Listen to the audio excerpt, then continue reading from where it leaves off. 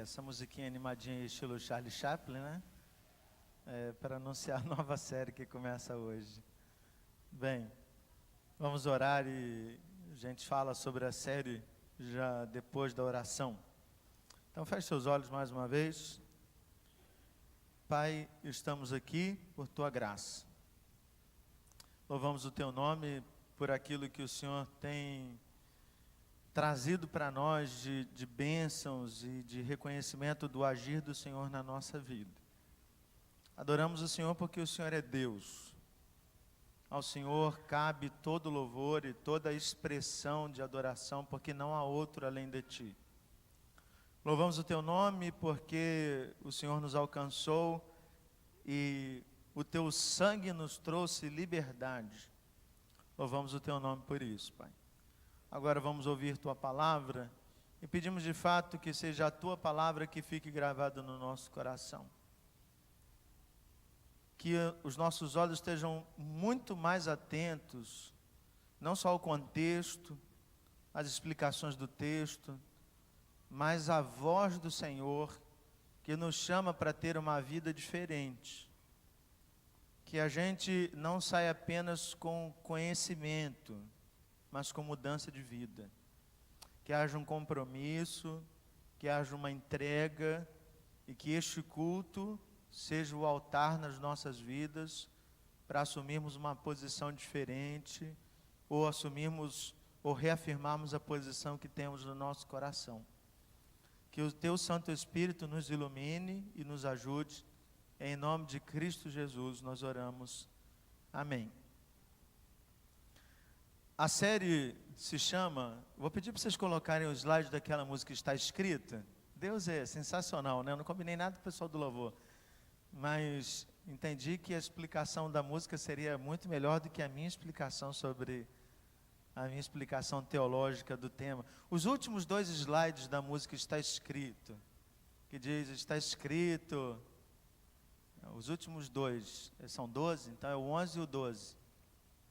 É isso, beleza, maravilha. Então nós acabamos de cantar coisas muito interessantes a respeito de Deus e a respeito da Sua palavra. Vamos lembrar isso cantando?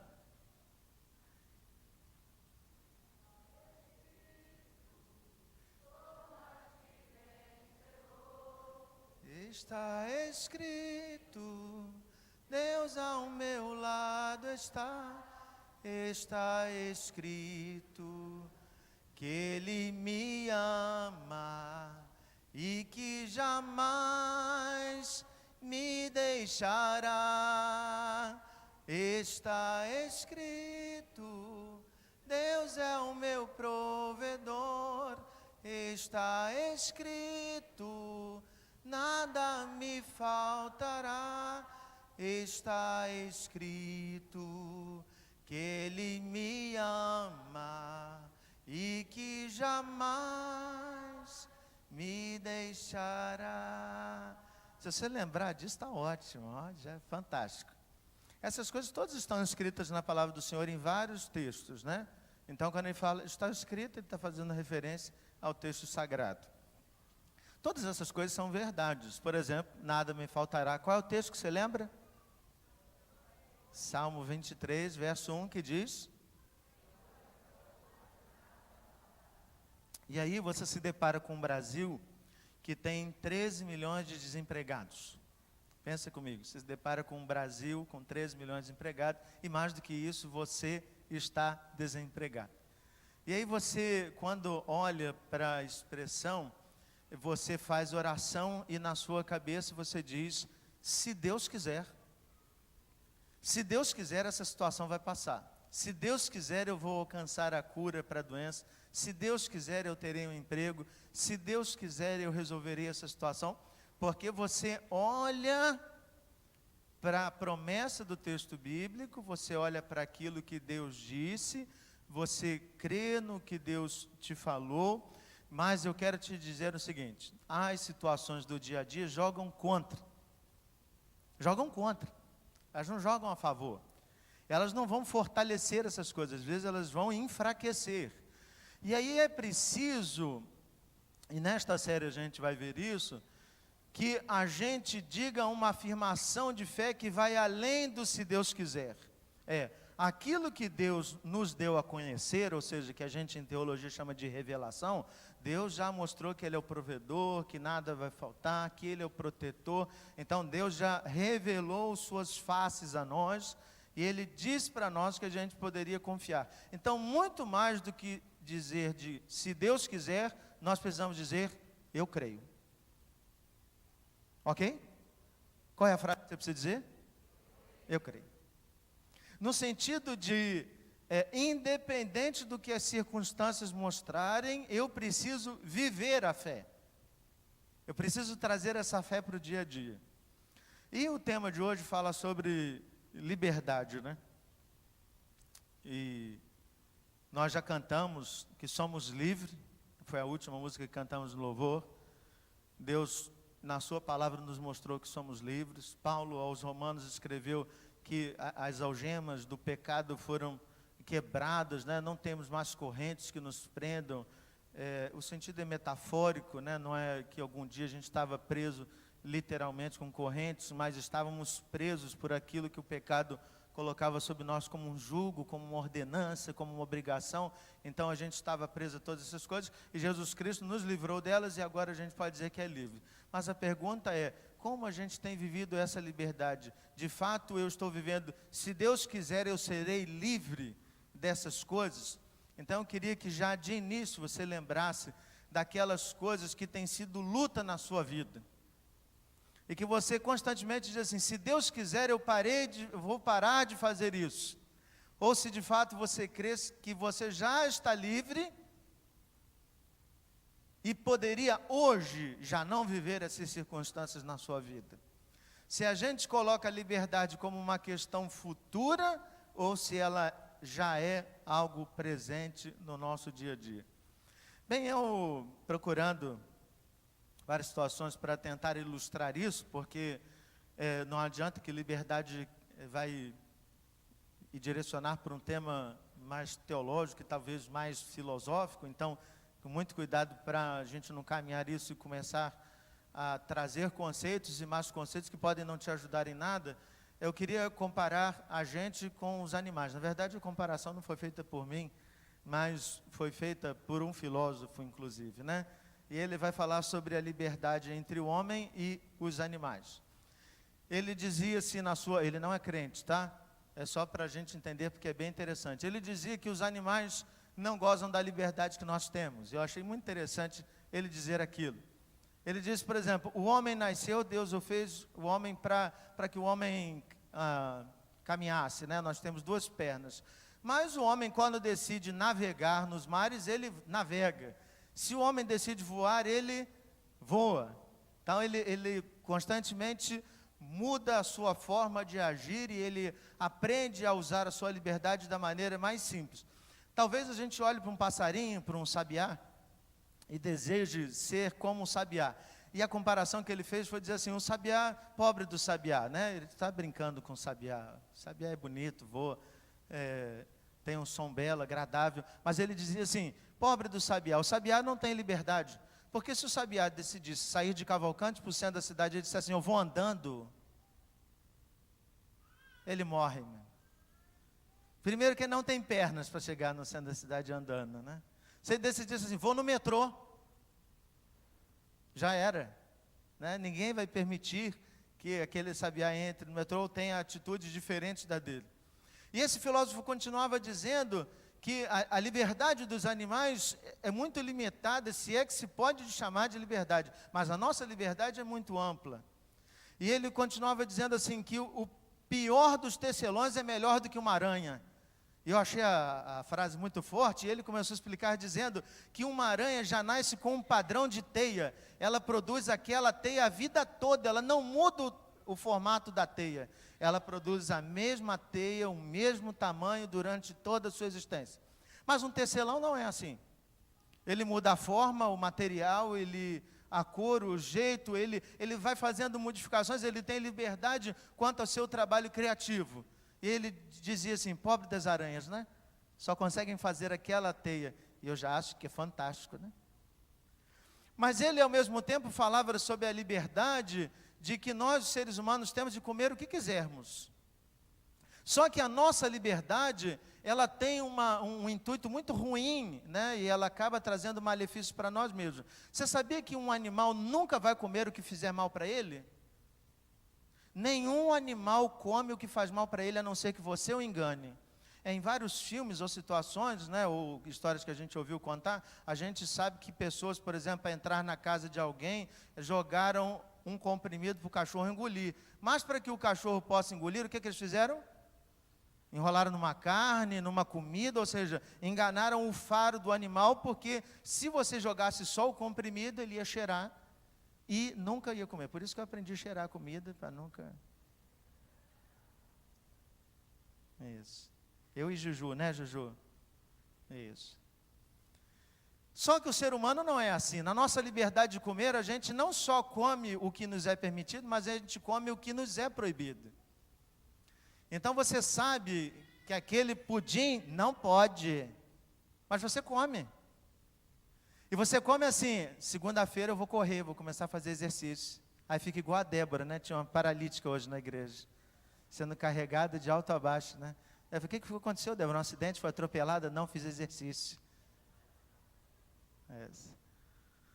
Então a situação é que a gente come o que é proibido. Você está com as veias tudo entupidas, né, rapaz? E aí alguém te chama para você ir para a churrascaria, o que você diz? Ok, vamos lá, toma AS para afinar o sangue, meu irmão. Vai passar no milímetro. Então você usa a sua liberdade para fazer mal para você. Nenhum animal pula de um lugar que vai oferecer risco para a sua vida. O animal, ele chega lá, e se você teve cachorro algum dia, você tenta empurrar ele trava as 4 rodas, né? Ele aperta o freio, puxa o freio de mão e se inclina para não deixar que você o jogue. Nós usamos a liberdade para trazer risco à nossa vida. E aí outro dia eu vi um programa de que um cara estava brincando com um negócio chamado slingshot. Ou seja, é um elástico humano, é um bungee jump ao reverso. O bungee jump é aquela brincadeira irracional, né? Você imagina que isso aqui é o alto do morro, e o cara para uma ponte, o cara pula com o elástico, vai lá embaixo, fica balançando assim, e acha maior graça naquilo. Ok, se você fez bungee jump, tudo bem. O slingshot é o contrário, você vai lá do chão, ele te estica e faz assim, ó, puf, você voa 500 metros. E aí lá, seu corpo fica à deriva, assim, ó. Em determinado momento você volta e começa a balançar igual um louco, né? E o repórter que foi participar disso, ele assinou um termo que a vida dele estava sendo colocada em risco, havia risco de morte, aquela coisa toda, tal, e ele assinou. Eu disse assim: a gente é tão louco, rapaz, que a gente está vivo e brinca com as paradas que podem nos trazer danos graves, né? Aqueles brinquedos no parque de diversão. Cuidado, você pode ter tontura, náusea, você pode ter mal súbito, ataque cardíaco, tal, tudo escrito, e a gente lá na fila, caraca, radical, maneiro. Então assim, a gente usa a liberdade para fazer mal para a gente, coisa que um animal jamais faria. Se a gente pensa então de liberdade, a gente precisa entender o que é essa liberdade, como é que a gente usa essa liberdade, o que Deus realmente quer a respeito da nossa liberdade. E a gente precisa fazer uma caminhada bíblica. Eu falo caminhada porque, embora a gente tenha um texto base, eu queria ler com vocês alguns textos, e eu quero pedir que você realmente olhe para, se alguém do seu lado não tem a Bíblia, que você possa ajudá-lo, né? Até porque essa pessoa pode não ter experiência de manuseio. São os 2 primeiros livros da Bíblia, então facilita um pouco. O primeiro se chama Gênesis, ou seja, o início, e o segundo se chama Êxodo, que é a saída. Então a gente vai ler o início e a saída. O primeiro texto, que vai falar sobre a história do povo de Israel, Gênesis capítulo 15, versículo 13. Gênesis capítulo 15, versículo 13, diz assim: então o Senhor disse a Abraão, né, ele disse: saiba que os seus descendentes serão estrangeiros numa terra que não lhes pertencerá, onde também serão escravizados e oprimidos por 400 anos. Deus tinha prometido um filho para Abraão, e Abraão ainda não tinha esse filho da promessa, Abraão não tinha Isaque ainda no seu colo, mas Deus já disse para ele, ó, vai chegar um tempo em que a sua família, os seus descendentes vão ser o quê? Escravizados por quanto tempo? 400 anos. Eu quero que você grave essa informação. Deus não só estava avisando para Abraão a respeito do cativeiro, Deus estava dizendo para Abraão que esse cativeiro fazia parte do plano dele. Entendeu isso? Deus estava dizendo para Abraão, o seu povo, os seus descendentes vão ficar cativos. Quando isso acontecer, não coloca a culpa em ninguém. Diga assim, Deus me avisou que isso aconteceria. E aí Abraão tem o seu filho, Isaque, depois Isaque nasce Jacó, e Jacó tem 12 filhos. Um dos filhos se chama José, e esse filho ele tem sonhos que são estranhos para a família, porque nos sonhos dele, o pai, a mãe e os filhos se curvam diante de José, e todo mundo acha muito estranho, né? Jacó acha muito estranho aquilo, mas os irmãos não só acham estranho, como eles querem matar José por conta daquilo. E aí eles decidem jogar José num poço que estava vazio, jogam José lá, o desejo era matar, e um dos irmãos, Rúben, está preocupado com aquilo, ele não quer que o irmão morra, e ele se afasta um pouco do grupo, mas aquela distância é suficiente para que José fosse vendido pelos irmãos. Então, quando Rúben chega no poço, diz assim, onde está José? Aí diz assim, não, nós vendemos, estava passando uma caravana aqui, eles levaram José, acho que foi para o Egito, e eles dão o irmão como morto a partir dali. E como a Bíblia diz que um abismo chama outro abismo, então quem conta uma mentira acaba acabando tendo que contar outra, né? Então, como é que eles vão dizer para o pai? Eles pegaram a roupa, vamos dizer que ele foi morto, encheram a roupa de sangue, pegaram o sangue de um animal, jogaram na roupa, entregaram para o pai e tiveram que fazer aquele acordo de mentira. Ninguém pode contar essa mentira assim para o nosso pai, ninguém pode dizer a verdade para ele durante a vida toda. Uma situação muito complicada. Esse José chega no Egito, estou lembrando a história rapidamente, né? Esse José chega no Egito, e aí ele vai trabalhar como escravo numa casa de um comandante, alguém importante no Egito. Só que a mulher desse comandante não valia absolutamente nada, tentou seduzir José, José foi embora, meteu o pé como um rapaz que decidiu esperar, né? É um termo do nosso tempo. E aí foi embora, só que ele foi preso porque correu pelado na rua, tentado ao pudor, era acusação contra ele, também, né? Tentativa de relacionamento sexual com a mulher dos outros, e ele não tentou fazer absolutamente nada, foi preso. Chegou lá na prisão, ele conheceu 2 caras muito interessantes, um padeiro e um copeiro. Ambos tiveram um sonho, José interpretou os 2 sonhos, o padeiro morre, o copeiro vive, e esse copeiro volta para o rei. José diz assim, não esqueça de mim, e o que acontece? O copeiro esqueceu dele. Passa muito tempo, agora Faraó tem um sonho, Gênesis 41. É só para você ter a referência do texto, viu? Já passamos 26 capítulos da Bíblia numa só noite. Gênesis 41, José interpreta os sonhos de Faraó. E aí, Faraó tem um sonho terrível, ele vê vacas gordas e vacas magras. E as vacas magras comem as vacas gordas. Essa é a parte fácil do sonho.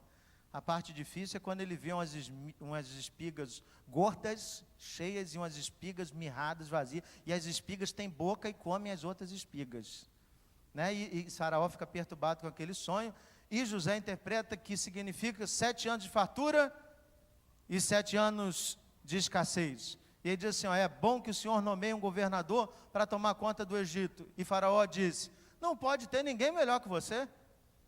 Um cara que interpreta um sonho desse está agora nomeado Faraó, abaixo de mim só tem você, embaixo de você está todo mundo, você manda e desmanda aqui, faz o que você quiser. Então, José começa a ter atitudes, ele vai reencontrar sua família, só que José morre, irmãos. Gênesis capítulo 50, José morre com 110 anos, 110 anos.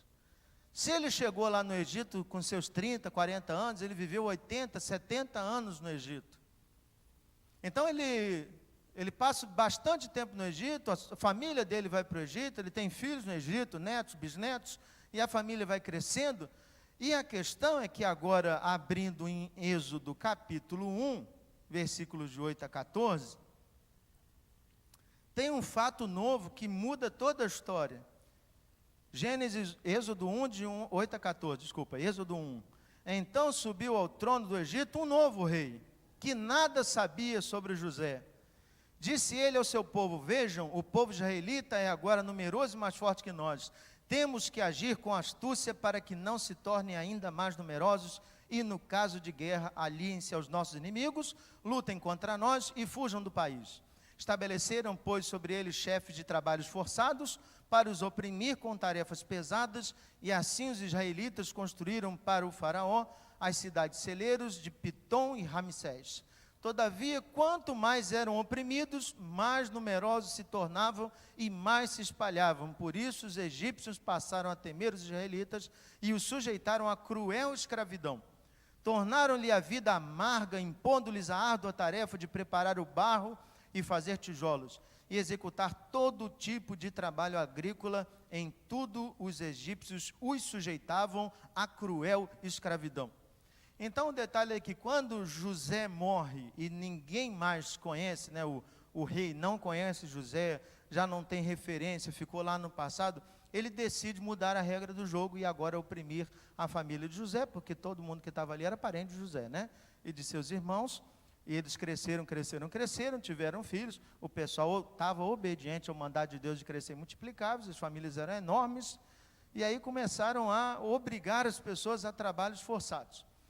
É um trabalho de escravidão mesmo, algo muito duro, e eles levavam em consideração que esses camaradas que eram hebreus, não judeus, isso é uma coisa muito importante, eles são hebreus, porque a referência é que eles são parentes de Abraão ainda, né? Não há o território de Judá, não há essa ideia da descendência de Judá, eles fazem referência ao patriarca mais antigo, Abraão. Eles estão ali, a terra não é deles, eles não nasceram ali, eles não moraram ali, então os egípcios usaram de vantagem sobre isso e colocaram os caras sob trabalho forçado. Vida duríssima. E aí, se a gente lembra lá do texto de Gênesis 15, quantos anos de trabalho forçados? 400 anos de trabalho forçado. Você imagina, meu irmão, você pegou o início da escravidão. E você diz para o seu filho: meu filho, um dia essa escravidão vai passar, vamos orar. E todo dia você ora com seu filho para que a escravidão passe. Você está com quantos anos? 70, 80, está quase encontrando com Jesus. E aí você passou a sua vida inteira, viu a liberdade? Não viu a liberdade, mas você ensinou para o seu filho a respeito da liberdade. E seu filho aprendeu, guardou no coração, e continuou orando: Senhor nos liberta, Senhor nos liberta. Aquele filho teve um outro filho, já neto do primeiro, e ele continua orando, orando, orando. Esse segundo morre. E ele viu a liberdade? Não viu a liberdade. Agora você imagina de geração em geração alguém dizendo para outra geração que eles serão libertos, e a única coisa que eles veem é escravidão. Escravidão. Nós hoje vamos viver um momento muito interessante, que é a ceia do Senhor. Interessante porque Jesus falou que esse seria o momento para trazer a memória. Por isso que está escrito nessa mesa e nessa toalha: em memória de mim. Sabe o que acontece? Se a gente não falar da morte do Senhor Jesus, daquilo que o Senhor Jesus fez na cruz, o que acontece? Esquece. A gente esquece. E aí Jesus falou assim: todas as vezes que você comer do pão e beber do cálice, vocês anunciam, vocês trazem a memória de novo, vocês olham lá para trás e lembram. Quanto tempo tem que Jesus já morreu? 2016? Claro que não, irmãos. 1909. Você tem que descontar os 33 anos que Jesus viveu, né? Tá? Alguém faz a conta aí. Não gasta tempo com isso não, faz conta não. Então, alguém já ia pegar o celular e falar: não, gasta não. Nós estamos há 2 milênios longe. O que é essa distância temporal? Quantas gerações já passaram? quantos parentes meus já foram cristãos e falaram da morte e da vinda do Senhor Jesus, e o Senhor Jesus não voltou? O que o tempo tem poder de fazer com as gerações que estão vindo? O que o tempo tem poder de fazer? Fortalecer? Claro que não. Esquecer. Olha a Europa. A Europa teve o berço do protestantismo, né? As pessoas experimentaram aquela revolução, reforma, maravilha. Vamos viver um evangelho pungente, alegre, feliz. 2 grandes guerras, irmãos. 2 grandes guerras. Sabe qual a conclusão que a Europa chegou? Hoje a Europa é denominada no meio cristão de ambiente pós-cristão. Ou seja, o cristianismo ficou no passado. Porque as pessoas ouviram do Evangelho, só que o tempo foi jogando argumentos contra o Evangelho, e as pessoas olharam para o tempo e não batia com o Evangelho, então elas acabaram acreditando no tempo, que o tempo era uma prova muito mais forte, muito mais presente para elas. Fico imaginando como é que esse coração dessas pessoas, 400 anos escrava, não estava. Claro que elas estão enfraquecidas. 400 anos pedindo a Deus liberdade. Alguém lembra da palavra de Abraão? De Deus para Abraão? Não, vocês vão ficar 400 anos. Puxa, mas 400 anos sofrendo é muito tempo. Você então tem a perspectiva de que se você viver 100 anos, você vai viver e morrer sendo escravo. Não há perspectiva para você de liberdade. Irmãos, isso é tão cruel. Tão cruel. E então, quando se cumprem lá os 400 anos, Deus manda um libertador chamado Moisés. Êxodo capítulo 3, Deus escolhe Moisés, aparece no meio de uma sarça queimando, e aí Deus fala com ele. Moisés é relutante, não quer participar desse processo de libertação, ele tem suas razões, ele diz que é um homem duro de palavras, ele não sabe se portar, ele tem medo do faraó, ele tem um monte de coisa, né? Ele tem justificativos como nós temos, mas Deus diz que é ele mesmo, e ele vai com seu irmão Arão.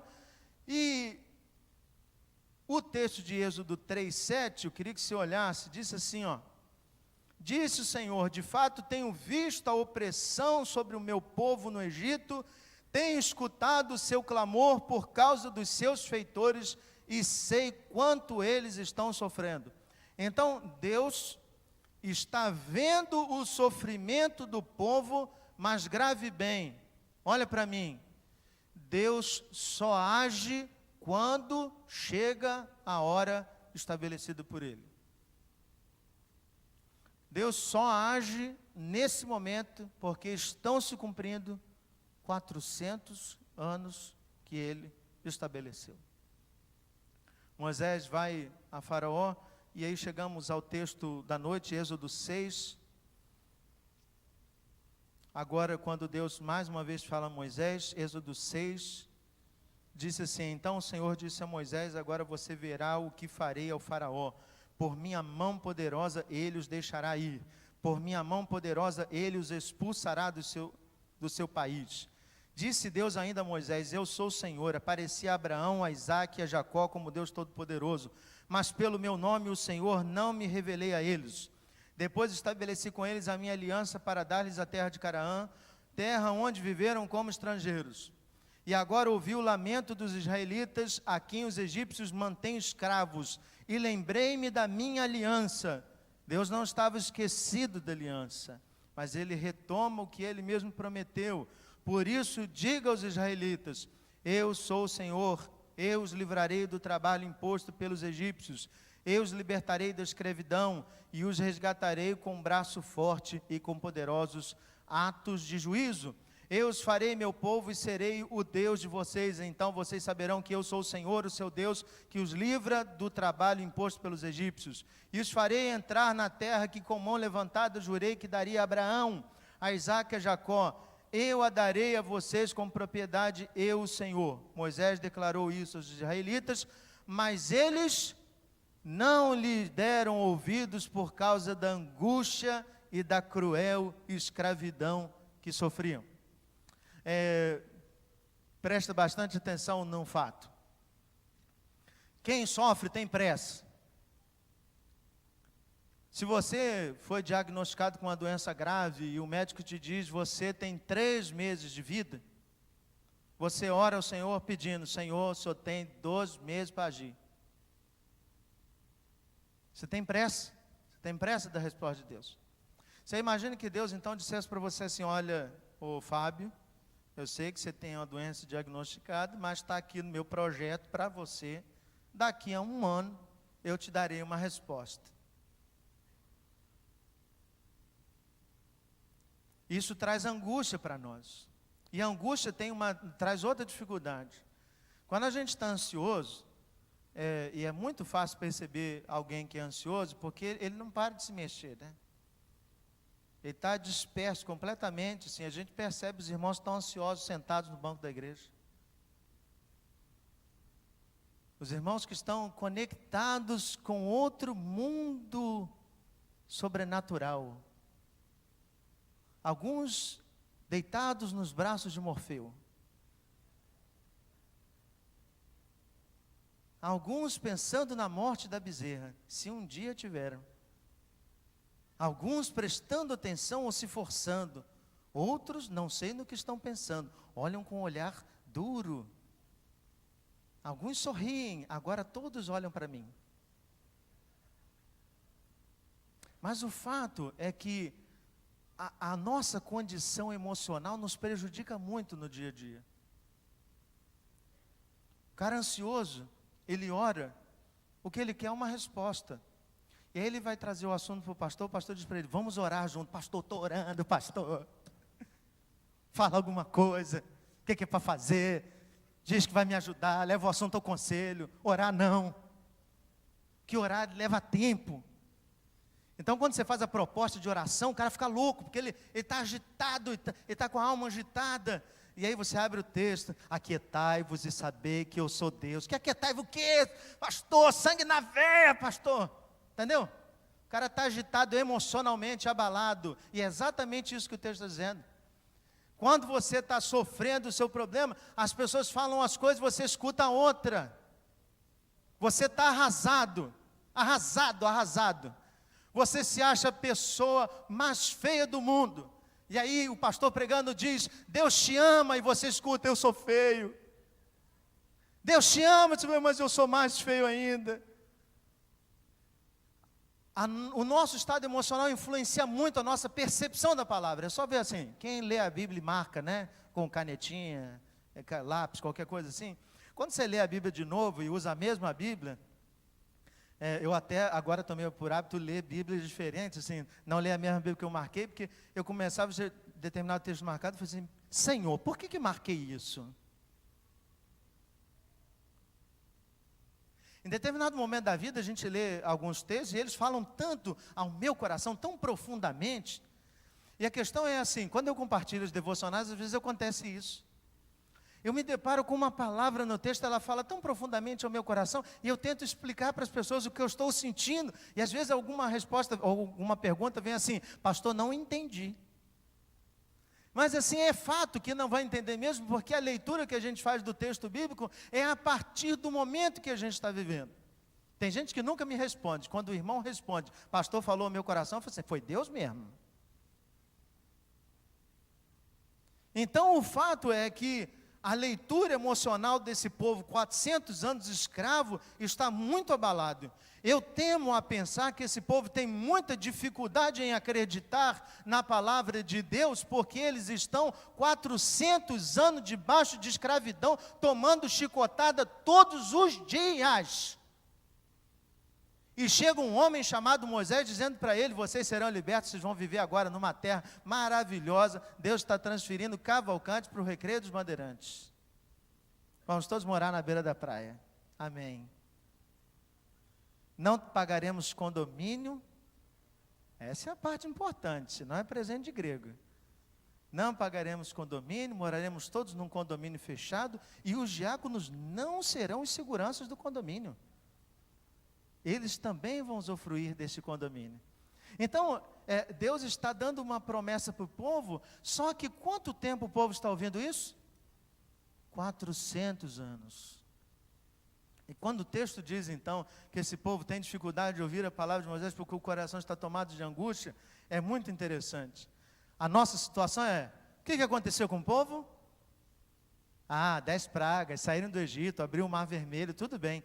Mas imagine se você fosse dizer para o povo assim, ó, vou te contar o resto da história. Você pegasse aquele De Volta para o Futuro, se você fosse para o passado, né? Aquele carro maneiro que se acelerava, não sei quem viu o filme, né? Mas você entrava naquele carro, voltava lá, 10 mil anos atrás, você estaria lá, chegaria no Egito e dizia assim, ó, vou contar para vocês um negócio. Vai acontecer 10 pragas e depois Deus vai abrir o Mar Vermelho. Você acreditaria? Muito difícil. Porque o povo vai dizer assim, cara, eu estou há 400 anos, por que Deus não fez isso antes? Por que Deus está demorando tanto tempo para fazer as coisas? E aí, quando a gente olha de trás, é fácil, porque a gente já sabe o fim da história. O problema é que agora, transferindo para a nossa vida, nós também temos um problema com o elemento fé. É porque por não saber o dia de amanhã, às vezes a gente também está com o coração todo tomado de angústia, de ansiedade, de tristeza, e a gente não consegue acreditar que a palavra do Senhor é real e verdadeira para o nosso tempo. E o elemento fé fica na igreja, porque no dia a dia, se alguém propuser até uma simpatia, você faz. Cansei de ver gente com algodão na testa para parar o soluço, meu irmão. E se você me disser que funciona, eu vou propor disciplina, hein? Você para com isso. E não adianta me olhar com cara feia. É simpatia. Eu lembro de um dia, eu já contei essa história aqui, mas minha tia, né, recém-chegada ao Evangelho, minha tia do meu pai, né, já está com os seus 98 anos. E eu com cisco no olho, ardendo bastante lá em Campos, lá na roça. Aí é uma casa de assoalho, né? Quem conhece casa de assoalho sabe que ela é mais alta do chão.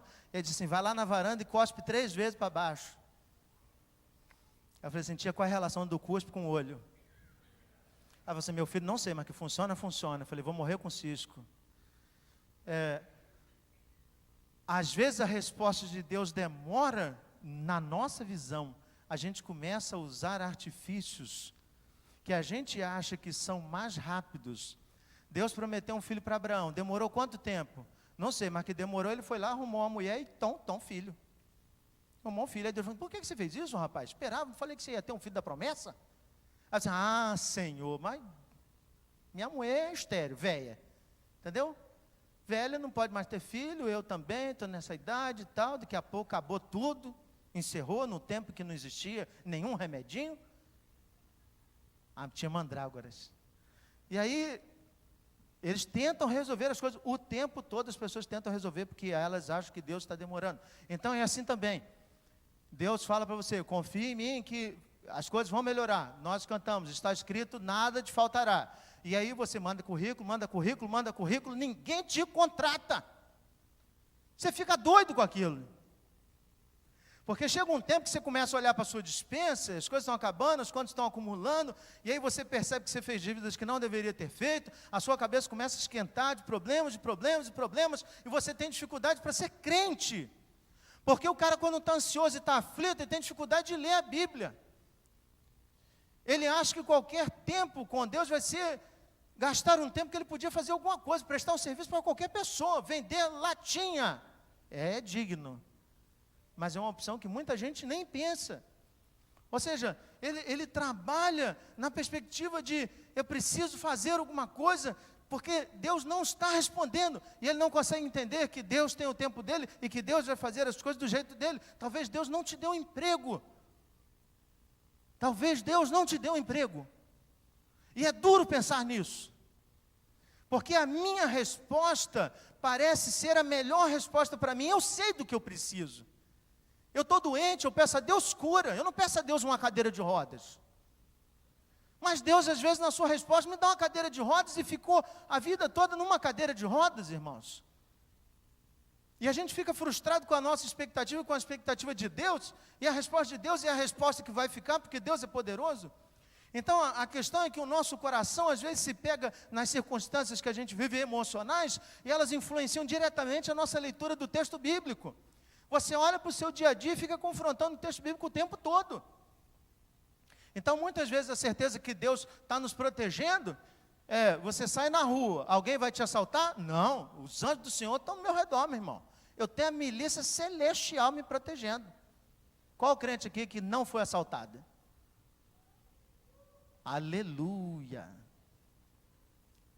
Mas não significa que os crentes possam ser assaltados? Quantas pessoas, bandidos, tiveram um encontro com Cristo Jesus porque foram assaltar crentes? Às vezes Deus tem esse senso de humor, né? Quer que a gente pregue o evangelho com a arma apontada para a nossa cabeça. Mas a questão é que uma coisa não tem nada a ver com outra. Jesus disse assim: não tema aquele que quer tirar a sua vida. Se ele quer tirar a sua vida, tudo bem, tanto faz. Você só precisa temer alguém que pode pegar a sua alma e jogá-la no inferno, e esse é Deus.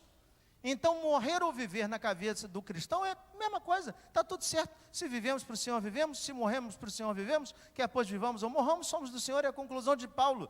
Então, tanto faz estar vivo, estar morto, a nossa luta é outra. Não é quanto o bandido ou o traficante que quer tirar a nossa vida. Eu sei para onde eu vou. Essa é a grande questão.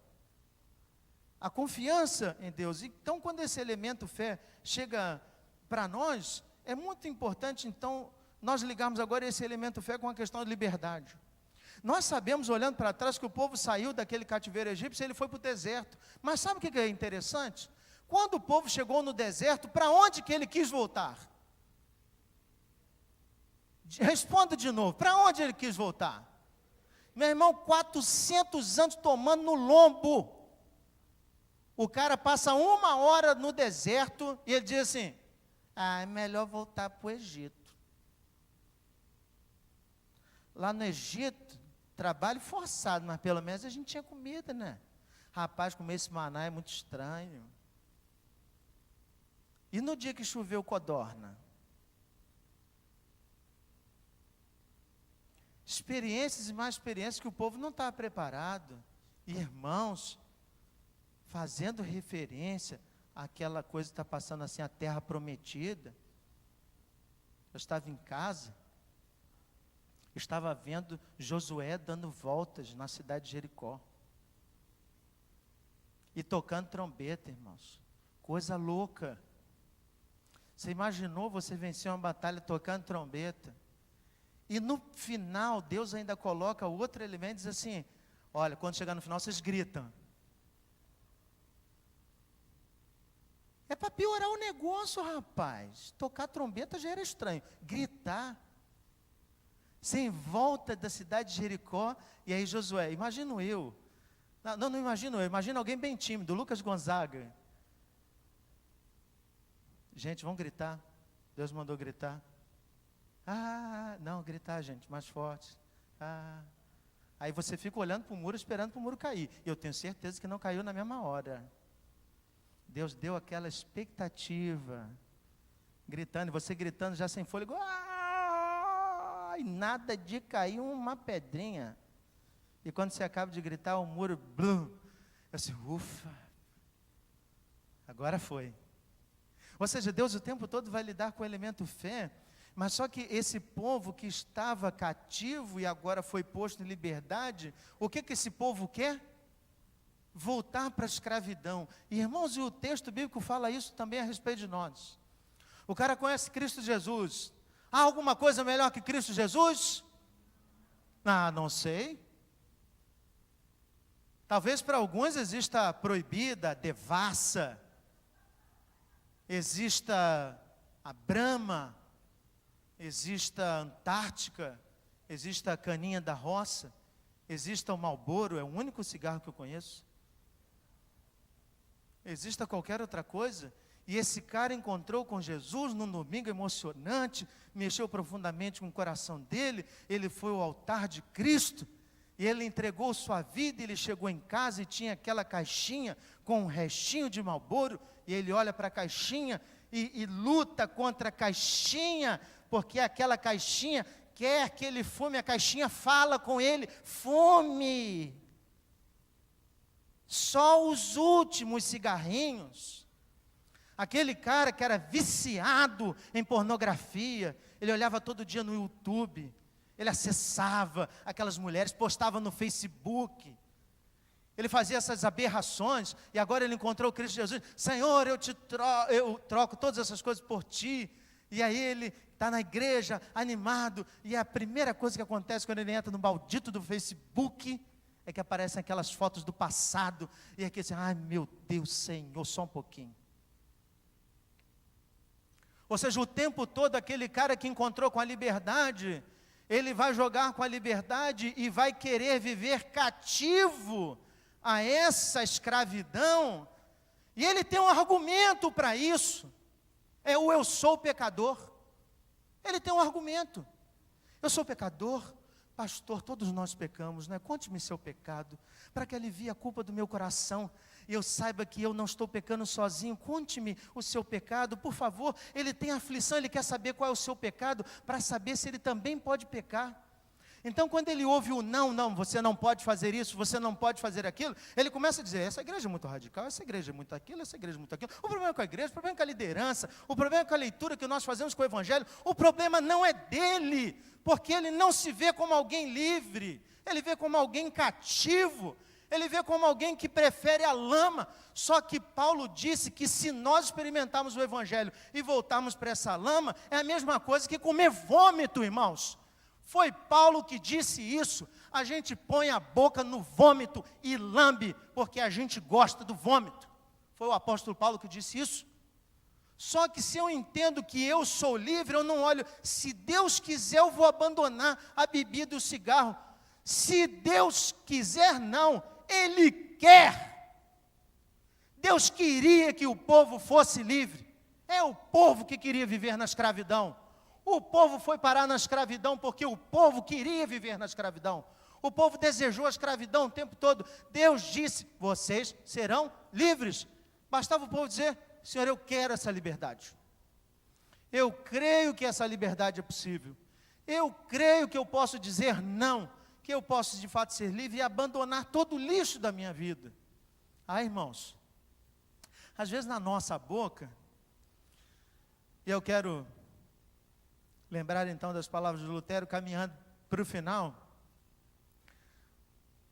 Às vezes a gente fala numa perspectiva tão futura, como se tivesse que aparecer novamente um anjo, ou alguma coisa muito mística acontecesse, para que a gente de fato tomasse uma decisão.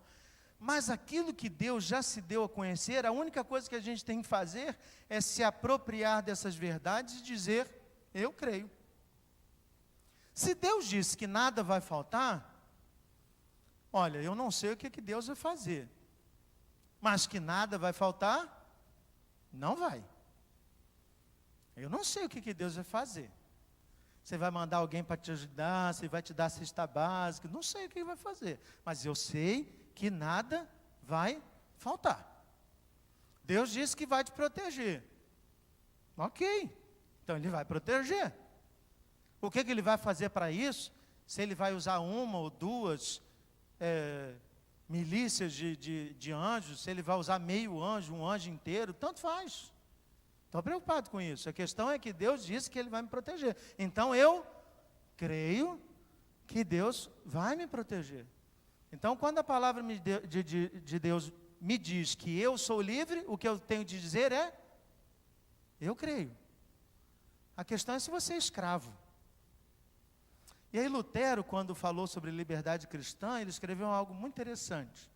Eu queria que você gravasse isso. Todo crente só encontra sua liberdade quando se descobre escravo de Cristo Jesus. A obediência para o cristão não é uma opção, é algo contínuo.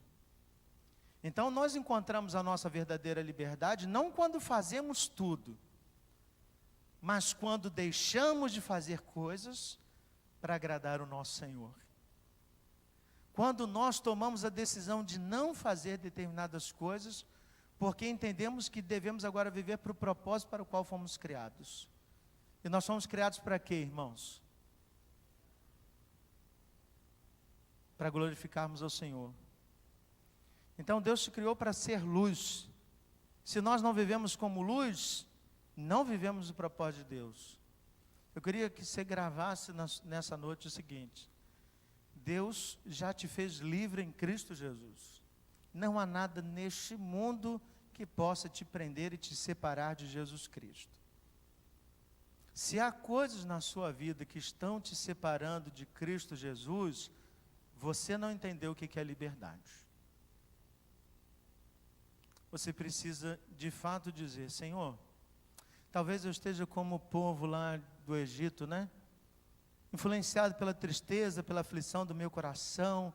Eu estou com dificuldade de entender que eu posso me libertar dessas coisas.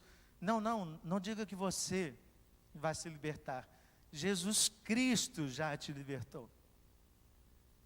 Não é uma decisão do se Deus quiser. Jesus já fez. E porque Jesus já fez, nós somos livres em Cristo Jesus. Nós vamos celebrar a ceia. E eu queria convidar você a orar nesse sentido. Abaixa a sua cabeça, coloca diante do Senhor e diga assim: Senhor, existem algumas coisas que estão me prendendo ainda. Existem pecados, existem atitudes que precisam ser melhoradas. Diga com fé. Olhe para a obra redentora do Senhor Jesus, não para você mesmo, olhe para Ele. Olhe para Ele e coloque diante dele a sua vida. Não sei se você parece mais com o pessoal que está no Egito, ou o pessoal que saiu do Egito e queria voltar para o Egito. Eu não sei se você está vivendo como alguém que é livre, mas Deus te chamou para ser livre nele. Então, se você entendeu isso, Senhor, diga assim: eu quero viver assim. Me ajuda a viver assim, que nada me prenda nesse mundo para me afastar de Ti. Que eu esteja preso à Tua palavra, que eu esteja firmado no compromisso contigo. Fale com o Pai, ore, fale com Ele. Vamos nos preparar assim para celebrarmos a ceia do Senhor.